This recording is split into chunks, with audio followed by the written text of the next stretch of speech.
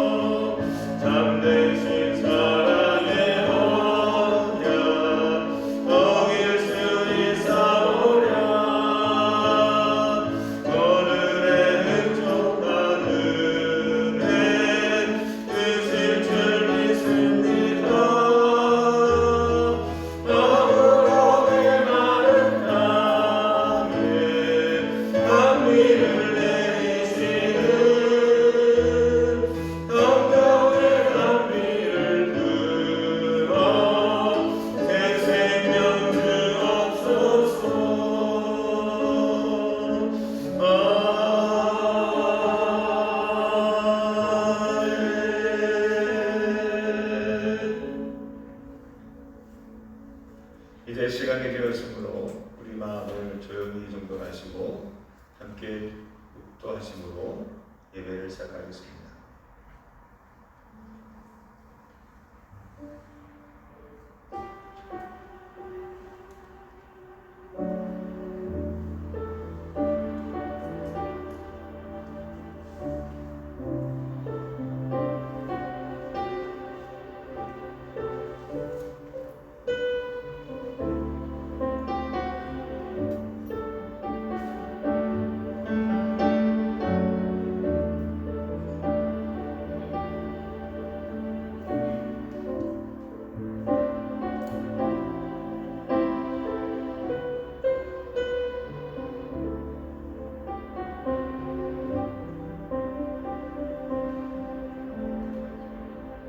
여호와를 찬송하며 내 간구하는 소리를 들으시리로다. 여호와는 나의 힘과 나의 방패이시니 내 마음이 그를 의지하여 도움을 얻었도다. 여호와는 그들의 힘이시요 그의 기름 부음 받은 자의 구원의 요셉이시로다. 아멘. 함께 다 같이 일어나셔서 찬송가 197장 찬송하겠습니다. 197장.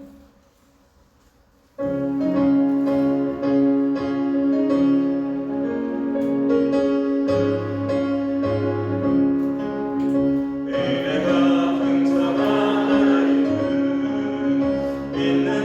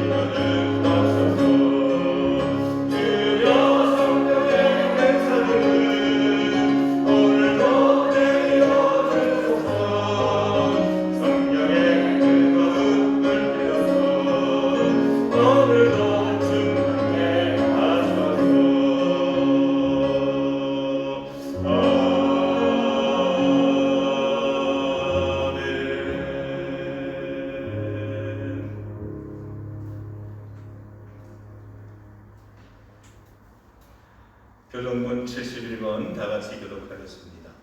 71번입니다.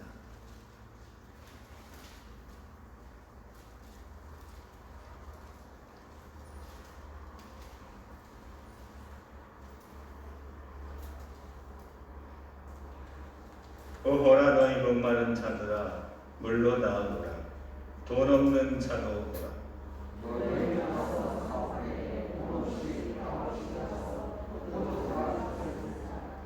너희가 어찌하여 양식이 아닌 것을 위하여 은을 달아주노.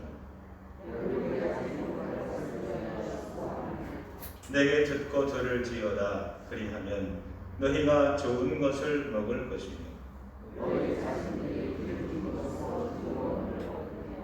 너희는 귀를 기울이고 내게로 나와 들으라. 내가 너희를 위하여 영원한 언약을 맺으리니 너희는 여호와를 만날 만한 때에 찾으라. 악인은 그의 길을, 불의한 자는 그의 생각을 버리고 여호와께로 돌아오라. 우리 하나님께로 돌아오라. 그가 너그럽게 용서하시리라. 아멘. 사도신경으로 신앙 고백하겠습니다. 나는 전능하신 아버지 하나님, 천지의 창조주를 믿습니다. 나는 그의 유일하신 아들, 우리 주 예수 그리스도를 믿습니다. 그는 성령으로 잉태되어 동정녀 마리아에게서 나시고 본디오 빌라도에게 고난을 받아 십자가에 못 박혀 죽으시고 장사된 지 사흘 만에 죽은 자 가운데서 다시 살아나셨으며 하늘에 오르시어 전능하신 아버지 하나님 우편에 앉아 계시다가 거기로부터 살아있는 자와 죽은 자를 심판하러 오십니다. 나는 성령을 믿으며 거룩한 공교회와 성도의 교제와 죄를 용서받는 것과 몸의 부활과 영생을 믿습니다. 아멘.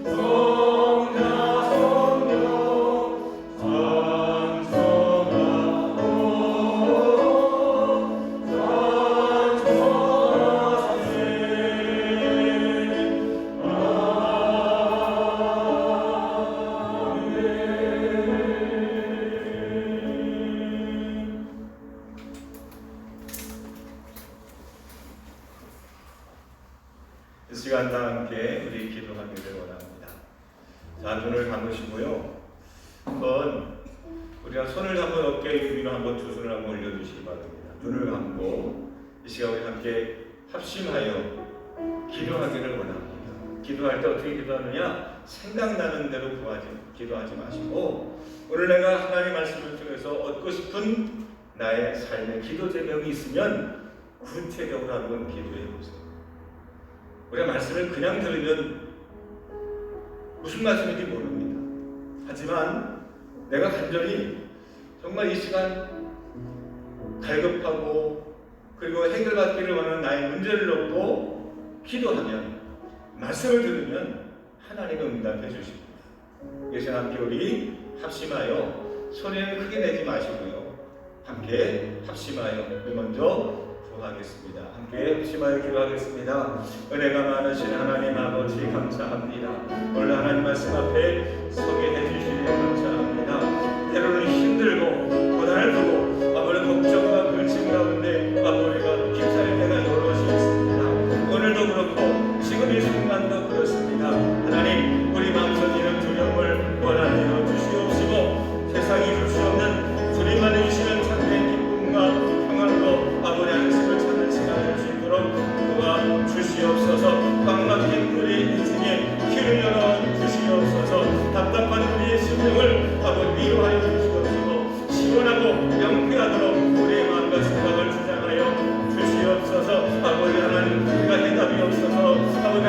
나서 주 앞에 나왔습니다. 우리의 심령을 어루만져 주셔서 주님 안에서 정답을 찾게 하시고 갈 길을 열게 도와주시옵시며 우리가 어떻게 살아야 될지 우리가 무엇을 위해 나가야 될지 아버지는 주여 응답받는 시간 될 수 있도록 은혜를 내려 주시옵소서.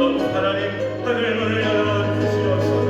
아버지 말씀이 보여지게 하시고 아버지의 음성이 우리 귓가에 들려주시도록 역사해 주셔서 오늘 하나님 주님과 만나는 귀하고 복된 시간 만들 수 있도록 은혜를 내려 주시옵소서. 이제 말씀 듣기를 원합니다. 하나님 말씀이 아버지 하나님의 음성이 되게 하시고 그 안에 내게 주시는 하나님의 메시지가 무엇인지를 깨달을 수 있도록 영적인 지혜를 허락하여 주시옵소서.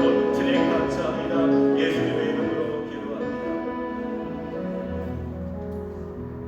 손을 내려놓으셔도 좋습니다. 제가 기도하겠습니다. 하나님 아버지, 오늘 저희들이 이렇게 기도했습니다. 간절한 마음으로 지금 내 인생에 가장 어려운 부분을 주님 손에 올려드립니다. 하나님, 이 시간 우리의 마음을 만져주셔서 우리의 마음속에 평안을 찾게 하여 주시고 우리의 눈에 소망이 보여질 수 있도록 인도해 주시옵소서.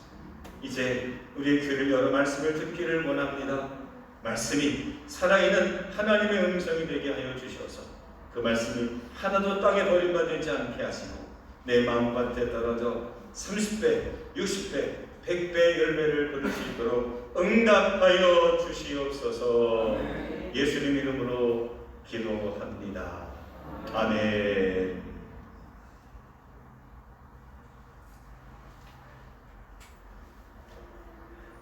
오늘 주시는 하나님의 말씀은 요한복음 15장입니다. 1절서부터 11절까지 말씀인데요. 연합의 승리라는 말씀으로 함께 은혜를 나눠보고자 합니다. 요한복음 15장 1절서부터 11절까지 말씀, 페이지수는 약 173쪽 정도에 있습니다. 다 같이 한 목소리로, 작은 목소리로 함께 공독하도록 하겠습니다. 나는 시작. 나는 참 포도나무요 내 아버지는 농부라. 무릇 내게 붙어 있어 열매를 맺지 아니하는 가지는 아버지께서 그것을 제거해 버리시고 무릇 열매 맺는 가지는 더 열매를 맺게 하려 하여 그것을 깨끗하게 하시느니라. 너희는 내가 일러준 말로 이미 깨끗하여졌으니 내 안에 거하라. 나도 너희 안에 거하리라. 가지가 포도나무에 붙어 있지 아니하면 스스로 열매를 맺을 수 없음 같이 너희도 내 안에 있지 아니하면 그러하리라. 나는 포도나무요 너희는 가지라. 그가 내 안에 내가 그 안에 거하면 사람이 열매를 많이 맺나니 나를 떠나서는 너희가 아무것도 할 수 없습니다. 사람이 내 안에 거하지 아니하면 가지처럼 밖에 버려져 마르나니 사람이 그것을 모아다가 불에 던져 사르느니라. 너희가 내 안에 거하고 내 말이 너희 안에 거하면 무엇이든지 원하는 대로 구하라. 그리하면 이루리라. 너희가 열매를 많이 맺으면 내 아버지께서 영광을 받으실 것이요 너희는 내 제자가 되리라. 아버지께서 나를 사랑하신 것 같이 나도 너희를 사랑하였으니 나의 사랑 안에 거하라. 내가 아버지의 계명을 지켜 그의 사랑 안에 거하는 것 같이 너희도 내 계명을 지키면 내 사랑 안에 거하리라. 내가 이것을 너희에게 이름은 내 기쁨이 너희 안에 있어 너희 기쁨을 충만하게 하려 함이라. 아멘. 제가 다시 한번 읽겠습니다. 여러분들은 눈으로 한번 다시 한번 확인해서 읽어주시기 바랍니다. 나는 참 포도나무요 내 아버지는 농부라. 물은 내게 붙어 있어 열매를 맺지 아니하는 가지는 아버지께서 그것을 제거해 버리시고 물은 열매를 맺는 가지는 더 열매를 맺게 하려 하여 그것을 깨끗하게 하시느니라. 너희는 내가 일러준 말로 이미 깨끗하여졌으니 내 안에 거하라. 나도 너희 안에 거하리라. 가지가 포도나무에 붙어있지 아니하면 스스로 열매를 맺을 수 없음 같이 너희도 내 안에 있지 아니하면 그러하리라. 나는 포도나무요 너희는 가지라. 그가 내 안에 내가 그 안에 거하리라. 사람이 열매를 많이 맺나니 나를 떠나서는 너희가 아무것도 할 수 없으리라. 사람이 내 안에 거하지 아니하면 가지처럼 밖에 버려져 마르나니 사람이 그것을 모아다가 불에 던져 사르느니라. 너희가 내 안에 거하고 내 말이 너희 안에 거하면 무엇이든지 원하는 대로 구하라. 그리하면 이루리라. 너희가 열매를 많이 맺으면 내 아버지께서 영광을 받으실 것이요 너희는 내 제자가 되리라. 아버지께서 나를 사랑하신 것 같이 나도 너희를 사랑하였으니 나의 사랑 안에 거하라. 내가 아버지께 계명을 지켜 그의 사랑 안에 거하는 것 같이 너희도 내 계명을 지키면 내 사랑 안에 거하리라. 내가 이것을 너희에게 이름은 내 기쁨이 너희 안에 있어 너희 기쁨을 충만하게 하려 함이라. 아멘. 오늘은 연합의 심이라는 말씀의 제목으로 함께 하나님의 은혜를 우리 구합니다. 본문에서는 참 포도나무와 가지라는 비유로 예수님과 성도의 관계를 우리들에게 알려주고 계십니다. 모든 사람은요 관계를 갖고 삽니다. 그래서 가정에서는 부부관계, 부모와 자녀관계, 형과 아우의 관계, 교회 안에서는 목회자와 성도의 관계, 또는 성도와 성도와의 관계, 수도 없이 많은 그런 관계를 갖고 맺고 삽니다. 기쁨과 행복과 불행과 저주는 다른 데 있지 않습니다. 그 관계에 있습니다. 우리가 돈이 있어서 행복합니까? 아니죠. 누군가와 함께 그 돈을 공유할 때 더 기쁨이 배가가 되는 거죠. 진정한 기쁨과 인생의 한의는 관계에서 발견할 수 있습니다. 반대로 그 관계가 느슨해지거나 깨어지게 되면 우리는 어떤 것으로도 보상받을 수 없는 큰 불행과 슬픔에 잠기게 됩니다. 그러므로 믿는 것도 관계입니다. 신앙생활 하는 것도 목회자와 좋은 관계를 맺으면 기도가 잘 되고 말씀이 들어오고 은혜가 됩니다. 근데 관계가 원만하지 않으면 무슨 말씀을 전해도 의심이 들고 불신이 들고 우리 안에 이 자리에 있다는 것 자체가 늘 불편하게 되죠. 우리가 하나님과의 관계가 원만하게 되면 영적인 생활이 풍성해집니다. 어느 재단에 있든 어디에 있든 어느 순간에 있든 늘 하나님과의 관계가 원만하게 되면 늘 우리는 신앙생활이 불편할 수가 없습니다. 반면에 하나님과가 원만하지 아니하면 어떤 교회에 있든지 어떤 예배를 드든지 어떤 식으로도 우리는 만족하지 못하게 됩니다. 우리가 살아가면서 우리는 예수를 믿습니다.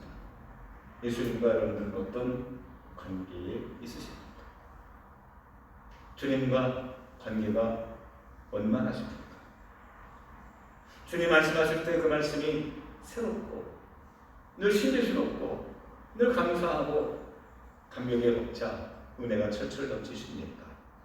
아니면 그 반대이십니까? 오늘 주님은 우리들에게 나와 관계를 맺자라고 우리들에게 설명해 주시는데 비유로서 설명해 주십니다. 그 비유가 뭐냐? 한번 따라합시다. 나는 포도나무요 너희는 가지다. 포도나무와 가지로 비유로 말씀해 주고 계시는 겁니다. 여기에는 어떤 의미가 있으며 어떻게 우리는 원만한 관계를 맺을 수 있는지, 그리고 여기에는 어떠한 하나님의 신비스러운 하나님의 축복이 있는지 오늘 이런 말씀을 드리려고 합니다. 우리가 하나님과 원만한 관계를 잘 맺으면 하나님과 어떤 관계를 맺게 되느냐? 주님과 연합하게 됩니다.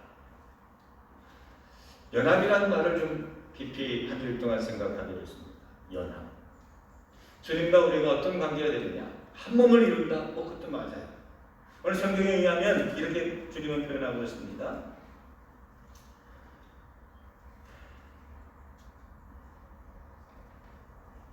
7절 말씀 보면 너희가 내 안에 거하고 내 말이 너희 안에 거하며, 또 6절 사람이 내 안에 거하지 아니하며, 즉 안에 거한다. 너희가 내 안에 거하고 내가 너희 안에 거한다. 그래서 1절에서부터 11절까지 읽으면서 우리는 많은 반복적인 하나님의 이 말씀을 우리가 읽게 되는데, 그게 뭐냐? 거한다, 안에 거한다라는 그런 제목입니다. 안에 거한다. 연합이라는 말은 제가 그걸 풀어서 오늘 말씀을 설명하기 위해 쓴 말이고, 주님은 안에 거한다는 말로 우리들에게 연합의 의미를 말씀해 주고 계시더랍니다. 우리가 주님 안에 거하고 주님이 우리 안에 거하면, 즉 주님과 우리가 연합하게 되면, 이 연합이라는 말은요, 통일하고는 조금 의미가 달라요. 합체라는 말은 조금 더 의미가 좀 틀려요. 연합. 연결할 때 연자에다가 합하자.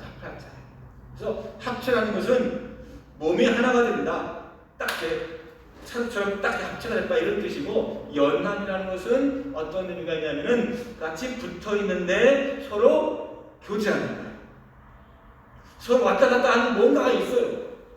그래서 포도나무와 가지를 설명할 때에 나무에 가지가 붙어 있는데 그냥 본드로 붙여서 있는 것이 아니라 그 안에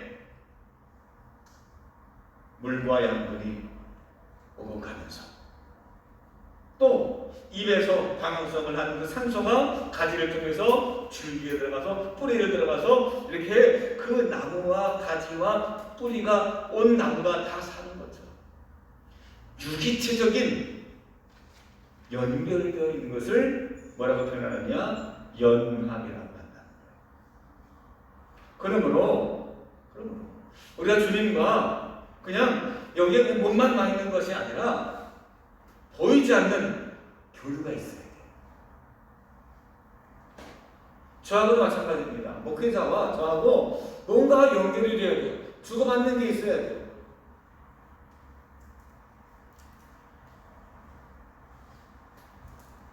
이 연합의 의미는 나중에 한 번 더 다른 본문에서 더 세밀하게 다루고, 오늘 말씀의 제목은 뭐냐? 연합을 하게 되면 어떤 축복이 있느냐? 오늘 예수님이 이것을 말씀해 주고 계세요. 연합할 때 너희가 내 안에 거하고 내가 너희 안에 거하면 어떤 신비스러운 하나님의 축복과 선물이 준비되어 있느냐? 첫 번째, 한번 따라해 봅시다. 열매를 맺습니다. 자, 뭘 맺어요? 열매를 맺어요. 그래서 가지가 나무에 붙어 있게 되면, 연합하게 되면, 그러면 열매를 맺죠. 가지에서. 여러분, 열매가 나무에서 납니까? 뿌리에서 납니까? 물론 뿌리 식물은 뿌리에서 열매가 나죠. 그 뿌리가 이제 가지 역할을 하는 거죠. 보통 나무는 가지에서 열매를 맺습니다. 그 열매를 맺는 걸 보고 이 나무가 좋은 나무인지 나쁜 나무인지를 평가하게 되죠. 우리 안에 어떤 열매가 있을까? 사실 이 포도나무는 구약에서 이스라엘을 상징하는 그런 단어였습니다.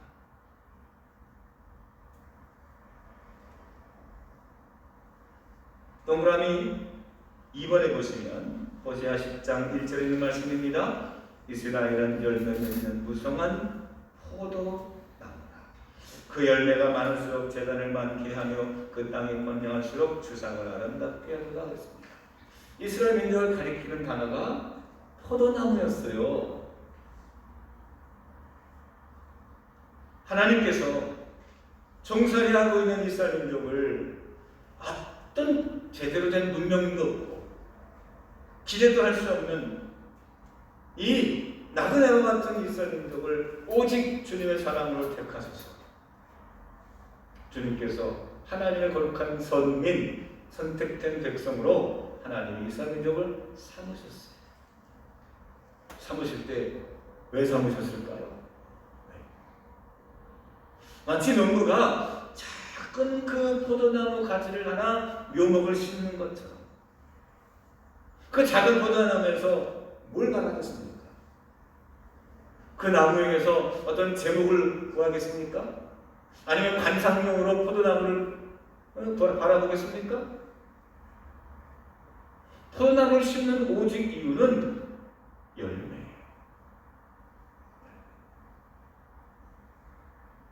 하나님께서 이스라엘 민족을 가리켜서 장미라고 표현하지 않았습니다.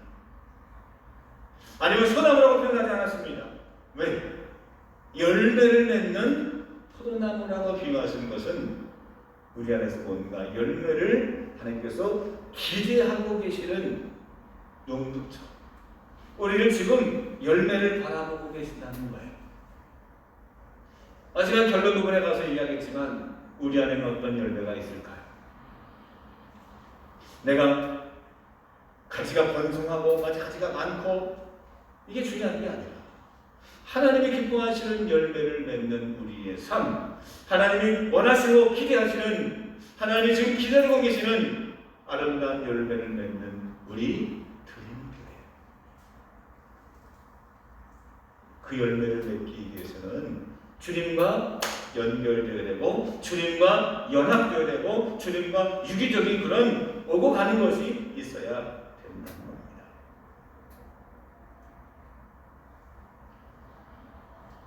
그 포도나무를 가리켜서 그 이스라엘하고 직징했던 그 구약과는 달리 예수님께서는 우리 제자들에게 말씀하십니다.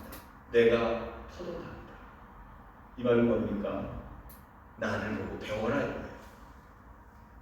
진정한 하나님 원하시는 기뻐하시는 포도나무가 무엇인지를 나를 통해서 배워라.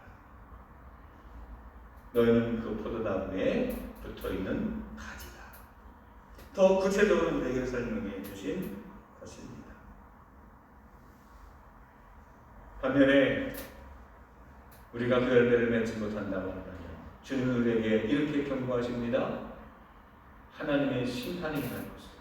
아니 밖에 버려져 사람들에게 밟히는 그 맛을 잃어버린 소금처럼 하나님의 심판의 대상이 될 수 있음을 우리에게 경고하고 계십니다.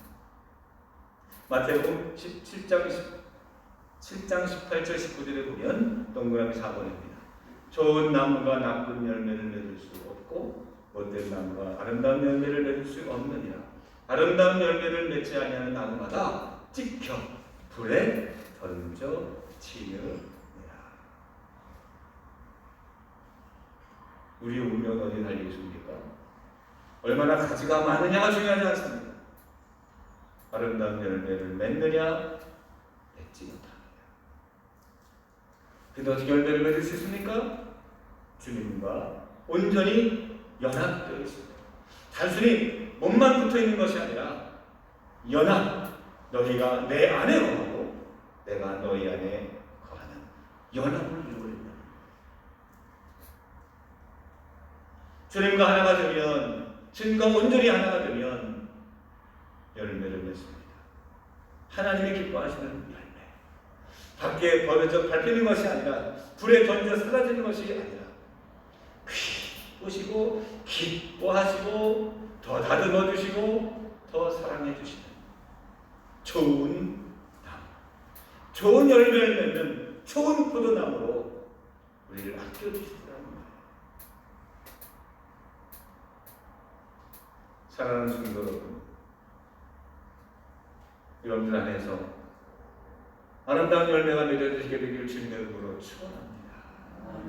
자, 이 열매를 맺는다는 것이 얼마나 기쁜 일이냐면요, 주님과 연합함으로 우리가 하나님 원하시는 열매를 맺는 사람들은요, 어떤 기적과 어떤 신비스러운 축복이 나타나느냐 한번 따라합시다. 응답받습니다. 다시 한번 기도할 때 응답받습니다. 오늘 7절의 말씀 한번 다 같이 다시 한번 읽어보도록 하겠습니다. 7절 시작. 너희가 내 안에 거하고 내 말이 너 안에 거하면 무엇이든지 원하는 대로 구하라. 그리하면 이루리라. 아멘. 이게 무슨 말씀입니까? 기도 응답의 약속 아닙니까? 마치 알라딘의 요술램프 속에 사는 그 지니처럼 무슨 얘기를 하든지 간에 다 응답받는 이런 축복. 우리가 기도할 때, 우리가 구할 때 우리의 모든 문제와 우리의 모든 어려운 상황과 우리의 답답한 심령을 주 앞에 구하면 무엇을 구하든지 하나님 응답해 주시는 응답의 축복이 누구에게 있느냐? 열매 맺는 좋은 나무에게 있더라는 겁니다. 주님과 연합하여 온전히 주님과 하나가 될 때에 하나님께서 우리가 무엇을 구하든지 응답해 주시는 이 신비스러운 축복을 받아 누릴 수 있는 저와 여러분들 되시기를 주님의 이름으로 축원합니다. 다윗은요 축복받은 사람이었습니다. 사실 다윗은 사울 왕에 비교할 때 보잘것없었습니다. 사울에 비해서 키가 큰 것도 아니고요, 잘생긴 것도 아니었습니다. 출신 성분이 좋은 것도 아니었습니다. 그냥 시골 동네에서 양치는 그것도 7번째 막내로 살았던 세상에서 사람들의 기준에 의하면 보잘것없는 그런 한 목동 소년이었습니다.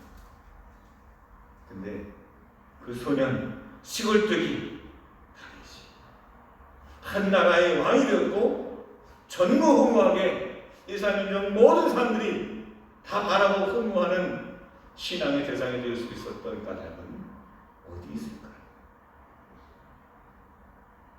그는 하나님의 마음에 합한 사람이었습니다. 하나님의 마음에 쏙도는 사람이었습니다. 오늘 말씀처럼 늘 하나님 안에 거하고 하나님과 동행하려고 노력했던 사람이었습니다. 그래서 그는 그 수가 작아도, 그는 비록 그는 힘이 약해도 골리앗 장군 앞에 당당히 나아가 그것을 쓰러뜨림으로 그는 많은 이스라엘 민족의 인기가 될 수 있었습니다. 왕이 될 수 있었습니다. 그는 군사의 숫자가 수가 모자라도 하나님 주시는 지혜를 통해서 아말렉을 이기고 블레셋을 이기고 모든 주변에 있는 민족들을 다 점령할 수 있었어요. 그 당시에 블레셋은요 넘어설 수 없는 강력한 민족이었습니다. 무기적으로 볼 때에 이스라엘 민족은 총동기 칼을 쓰는 시대였고 단 사울과 요나단만이 철로 된 무기를 갖고 있었어요. 반면에 블레셋 사람들은 다 철로 된 철을 자유자재로 만들 수 있었기 때문에 철기 문화였어요. 그러니 싸우면 어떻게 되겠습니까? 무기가 3대가 되지 않아요. 근데 어떻게 블레셋을 이길 수 있었습니까? 블레셋에게는 없는 여호와 하나님이 계셨기에 다윗은 이렇게 표현합니다. 가는 곳곳마다 승리입니다. 싸우는 족적마다 이겼다. 무게가 중요하지 않습니다. 어떤 상황에 있느냐가 중요하지 않습니다. 객관적인 어떤 비교가 중요하지 않습니다. 내가 주님 안에 왔게 되면, 주님이 내 안에 왔게 되면 무엇을 구하든지 내가 너에게 응답하리라. 이 기도의 응답에 축복과 확신을 갖게 되기를 저는 주님의 이름으로 축원합니다.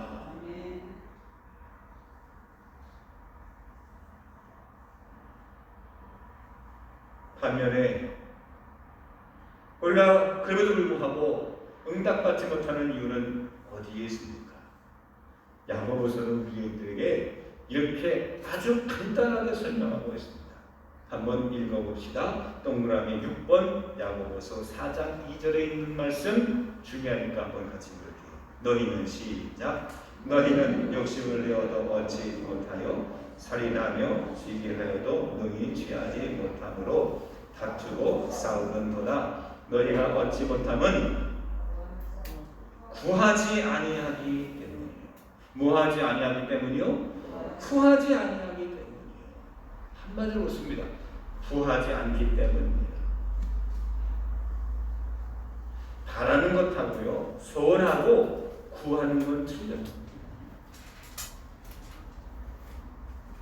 그래서 우리가 신앙 안에서는 당신 소원이 뭐예요? 이렇게 말하잖아요. 기도 제목이 무엇이라고 물어보지. 사람들마다 소원이 없는 사람이 어디 있습니까? 다 원하는 게 있죠. 꿈꾸는 게 있죠. 근데 기도하고는 틀려요. 기도는 뭡니까? 구하는 것입니다. 기도는 뭡니까? 이것을 이루시는 분이 하나님이심을 믿기에 구할 수 있는 거예요.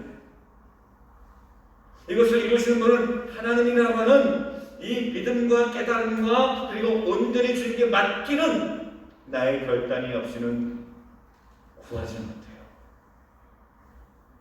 나는 못하지만 나는 못해요. 근데 하나님은 하실 수 있습니다. 하나님 도와주세요 라고 말하는 것이 구하는 것이고, 그게 바로 기도라는 거예요.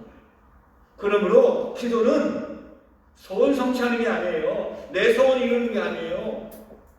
기도는 하나님의 뜻을, 하나님의 방법으로 하나님이 이루신 것을 믿고 하나님 이루어 주십시오. 하나님 일하여 주십시오. 하나님 함께하여 주시옵소서. 이게 바로 기도, 이게 바로 구하는 것이라는 겁니다. 주님 우리에게 말씀합니다. 너희들은 지금 소원 성취하는 바라는 게 아니라 기도해야 된다. 잠언서 16장 9절에 보면 사람의 마음으로 자기의 길을 계획할지라도 그 걸음을 인도하시는 분은 여호와시니라는 유명한 말씀이 있습니다. 즉 우리의 소원이 뭐냐? 내 마음으로 자기의 길을 계획하는 것. 이게 우리의 소원이라는 거예요. 이건 기도가 아니라는 거예요.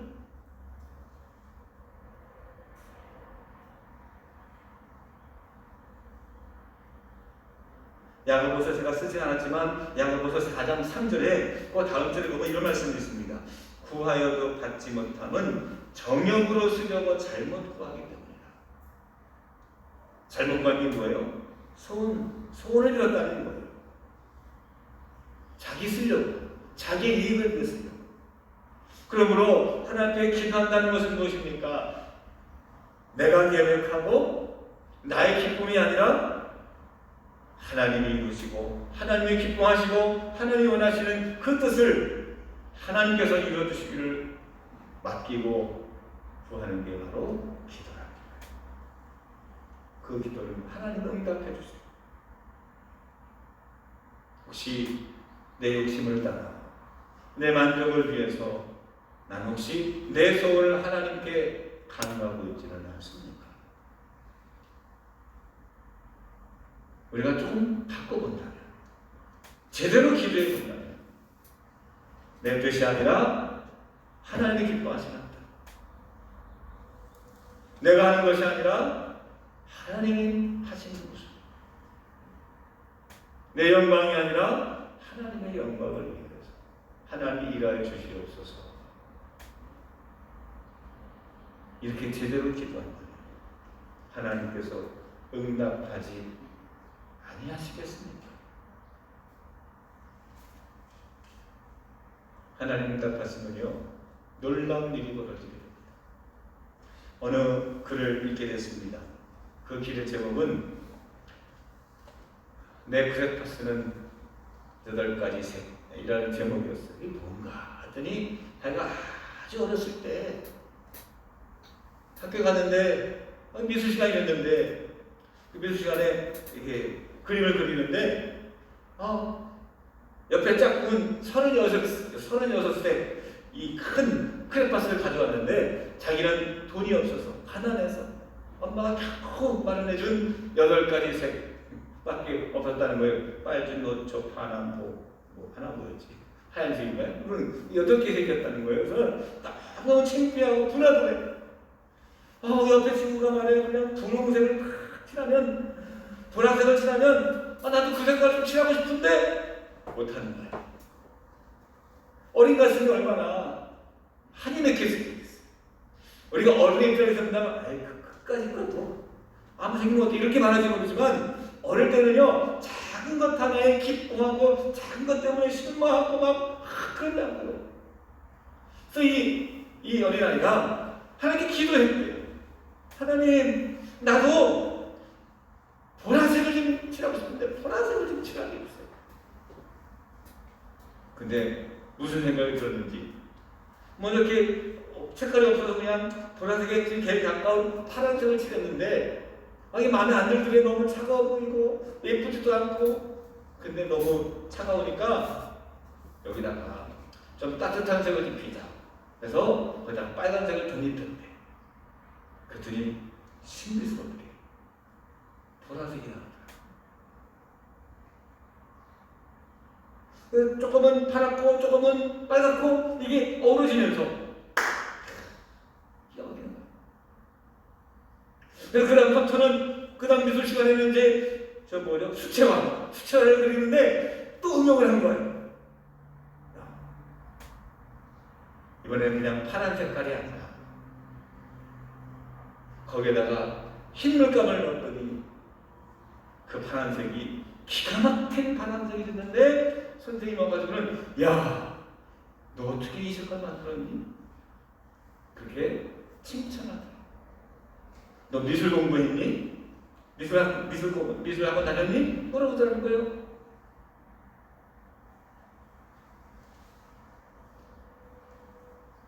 너 학원에서 파스텔을 배웠니? 제가 그 색이 무슨 색인지 딱 보니까 제 태블릿에 있어가지고 제가 가져왔어요. 이런 게 파스텔이에요. 파란색인데 거기에 뭔가 흰색이 들어가게 되면 아주 밝고 가볍고 신비스러운 색깔. 빨간에다가 흰색을 섞어서 잘 배합하게 되면 분홍인데 그냥 분홍이 아니라 밝고 가볍고 신비스러운. 세상에 내가 갖고 있는 것이 8가지밖에 되지 않지만 하나님의 지혜를 주시면 세상에 둘도 없는 신비스러운 나만의 색깔이 만들어지게 되더라는 겁니다. 그게 연합의 신비예요. 주님과 내가 연합이 될 때에 우리는 똑같이 공중에서 찍어내리는 그런 열매가 아니라, 그런 축복이 아니라, 너에게 되는 축복, 나에게 되는 축복이 아니라 나에게만 있는 그 고유한 신비스러운 축복과 은혜를 하나님이 선물로 주시더랍니다.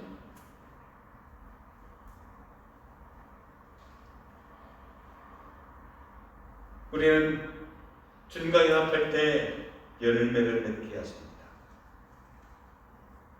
그 열매를 맺을 때, 열매 맺는 날과 될 때, 우리가 기도할 때마다 하나님께서 응답해 주시는 하나님의 신비스러운 축복을 받습니다. 그렇다고 한다면, 이제 다시 처음으로 돌아간다면, 내가 맺어야 될 열매는 어떤 열매가 있을까요? 하나님께서 원하시는, 주님께서 원하시는 열매란 어떤 열매입니까? 내가 어떻게 살아가야 될까요? 자, 오늘 11절의 말씀을 한번 읽어보도록 하겠습니다. 11절, 내가 시작. 내가 이것을 너희에게 이름은 내 기쁨이 너희 안에 있어 너희 기쁨을 충만하게 하려 함이라. 아멘. 내가 이것을 너희에게 이름. 그 이것이라는 말은 뭐냐? 주님이 우리에게 주시는 말씀이에요. 주님의 말씀대로 사는 거예요. 주님께서 우리에게 열매 맺는 삶이란 다른 게 아니에요. 뭔가를 이루는 게 아니라 주님 말씀대로 사는 거예요. 그래서 뭐라고 말씀하시느냐? 3절에 너희는 내가 일러준 말로 이미 깨끗하였어. 어떻게 우리가 칭의를 받고 우리가 어떻게 구원을 받고 우리가 하나님의 자녀가 되느냐? 내가 너희에게 읽어준 말씀이죠. 우리가 주님과 어떻게 우리가 연합이 됩니까? 우리가 어떻게 주님 안에 거하게 되고 주님이 우리 안에 거하게 됩니까? 자, 7절 말씀을 제가 다시 한번 읽습니다. 너희가 내 안에 거하고 무엇이 너희 안에 거하면 내 말이, 주님의 말씀이 우리 안에 거한다. 이게 무슨 뜻입니까? 말씀대로 사는 거예요.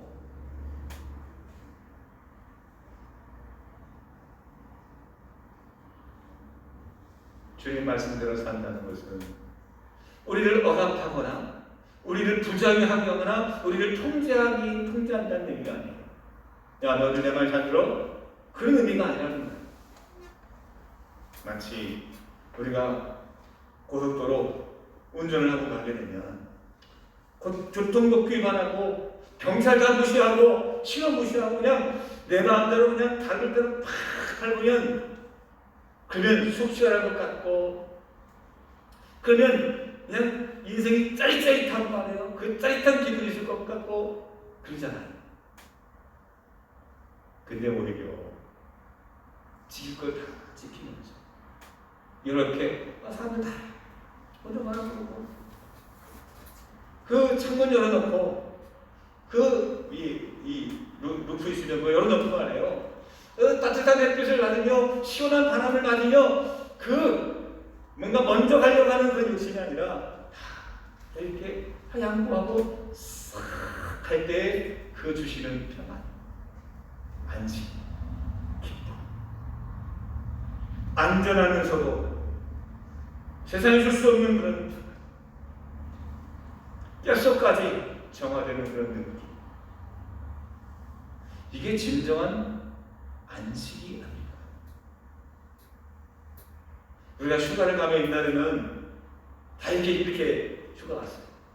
그냥 한 군데가 더 많이 가고 한 군데도 더 많이 가서 사진 찍고 그냥 바쁘게 다녔어요. 갔다 오면 피곤해서 자고. 근데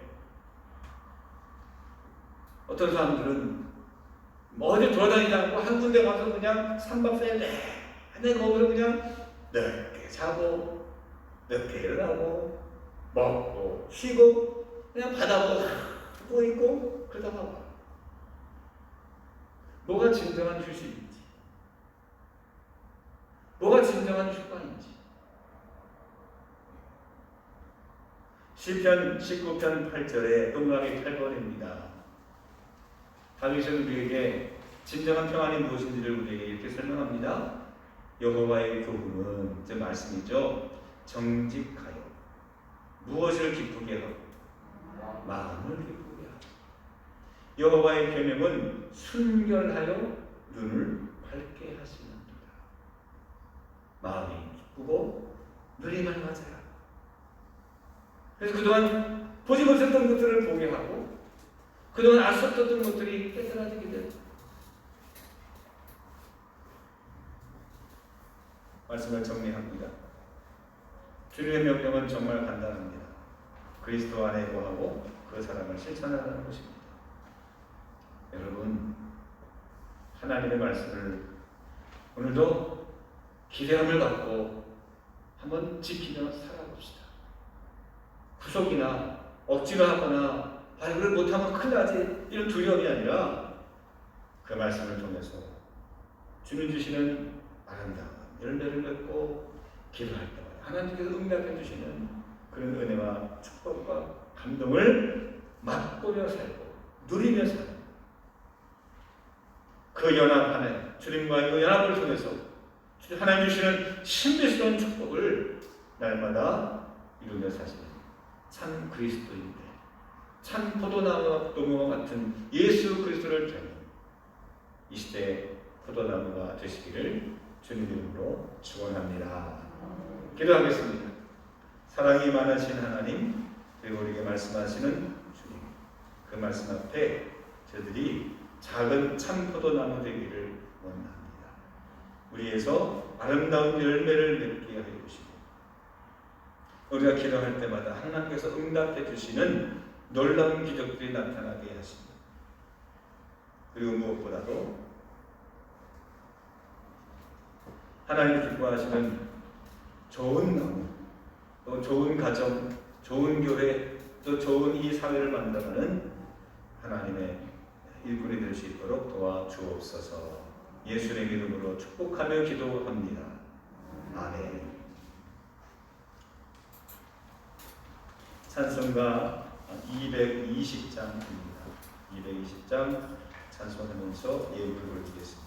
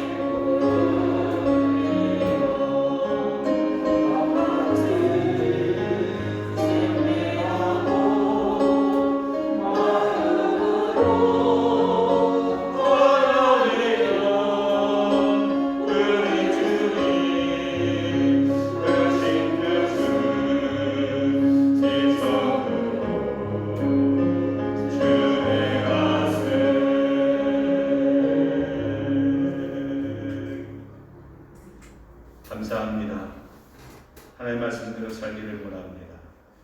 그 말씀을 통하여 하나님이 기뻐하시는 열매 맺는 가지가 되게 하시고 주님 안에 거하고 주의 말씀이 우리 안에 거하여 기도할 때마다 응답하시는 역사를 이루는 주인공들이 될 수 있도록 도와주시옵소서. 오늘 드려진 예물을 기억하시고 하나님 저희들의 간절한 기도를 담아 드리는 예물들입니다. 우리의 삶의 현장에서 하나님의 일하시는 막힌 것을 뚫어주시고 주님 안에서 그 뜻이 이루어지는 것을 보게 하여 주시옵소서. 예수님의 이름으로 기도합니다. 아멘.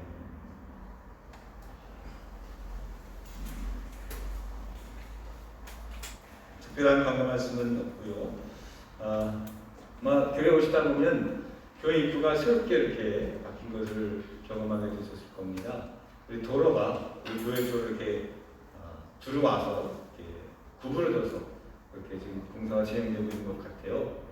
계속해서 이렇게 되는 것은 아니고 아마 저쪽 원래 본도로의 다리 쪽을 공사하기 위해서 이렇게 한 임시로 제가 들어보니까 한 2달 정도 이렇게 진행이 되고 또 저쪽에 또 이쪽에 공사할 때도 저쪽으로 또 다시 환원된다고 합니다. 불편하지만 잘 안전하게 들어오고 나가고 해주시면 감사하겠습니다.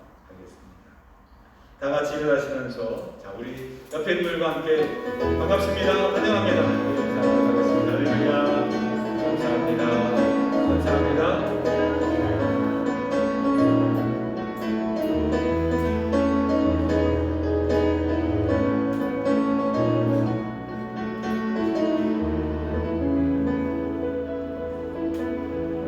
마지막으로 축도하고 예배를 마치겠습니다.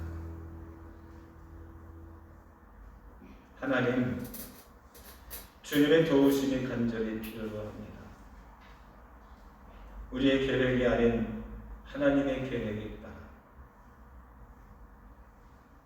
나의 힘이 아닌 주님께서 직접 일하심으로 말미암아 막힌 것들이 열려지게 하시고 어두움이 물러가게 하소서.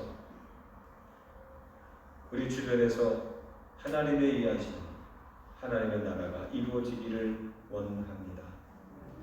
하나님 주시는 말씀을 깊이 새기며 그 말씀대로 살게 하옵소서. 무슨 말씀을 하시든지 그대로 하라고 하인에게 말하고 그 하인들이 그대로 살았더니 물이 포도주 되는 기적을 이뤘던 가나의 혼인잔치처럼 우리 가정, 우리 교회, 우리 일터가 그런 잔치집이 될 수 있도록 축복해 주옵소서. 이제는 성부와 성자와 성령 삼일체 하나님께서 이제 말씀대로 사는 주님과 연합을 이루고 하나님의 신비로운 축복을 만들어내는 하나님의 자녀 되기를 원하고 다짐하는 우리 모든 성도를 머리머리 이제로부터 영원토록 함께하여 주시옵기를 간절히 축원하옵나이다. 아멘.